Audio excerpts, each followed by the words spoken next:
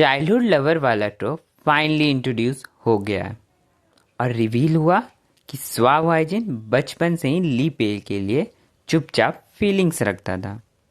जब वो छोटे थे स्वाभाइजिन ने ली पेई को बचाया था। शायद वही पल उनके रिश्तों की शुरुआत बना। ग्रैटिट्यूड, प्रोटेक्शन और बचपन की मासूम सी अफेक्शन से शुरू हुआ कनेक्शन जो धीरे धीरे प्यार में बदल गया। असली ट्रेजेडी तब सामने आई जब ली पेई ने क्यू मिक्सॉन को डुआन प्रिंस के रेसिडेंट तक बुलाया। 15 साल पहले एम्परर ने ली पेई के पिता डुआन प्रिंस को पैलेस में बुलाया था, लेकिन उनके रेसिडेंस का टाइम कीपिंग डिवाइस जानबूझकर 1 घंटा पीछे सेट कर दिया गया था। डुआन प्रिंस को लगा अभी टाइम है, इसलिए उन्होंने पैलेस जाने के बजाय अपनी बेटी ली पेई के साथ लैंटर्न फेस्टिवल सेलिब्रेट करना चूज़ किया। लेकिन एम्परर ने इसने अपनी बेइज्जती समझा।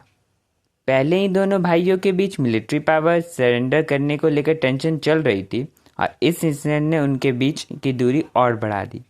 बाद में कोई आदमी जो देखने में इंपीरियल गार्ड्स के लीडर लग रहे थे डुआन प्रिंस के घर आए। उसके दिल में डुआन प्रिंस के मिलिट्री रिफॉर्म्स और कोर्ट्स के करप्शन को इन्वेस्टिगेट करने की कोशिश को लेकर जलन और डर था।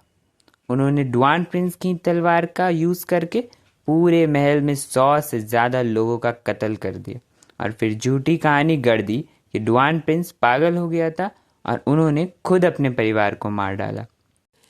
यूनिस फैक्शन और वफादार मिनिस्टर के सपोर्ट से इस मैस्करे को एक स्ट्रोक या सडन इंसिडेंट बताकर सच को दबा दिया गया।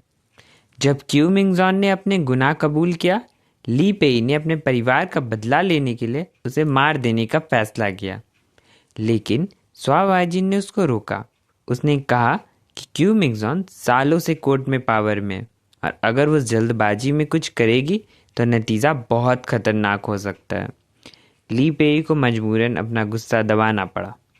एम्परर को भी सालों से क्यू मिंगजॉन की साजिशों का पता था, लेकिन वो अनजान बनकर रह रहे थे, क्योंकि अगर उसे हटा दिया जाता तो हो सकता है कोई और उसकी जगह और भी ज़्यादा खतरनाक बनकर आ जाए और उसके पर्सनल गार्ड भी बगावत कर सकते थे।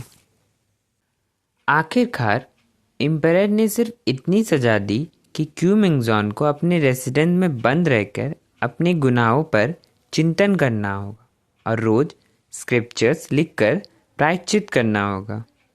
यह सुनकर ली पेई को लगा कि यह सज़ा उसके मरे हुए माँ बाप के लिए बिल्कुल भी इंसाफ नहीं है।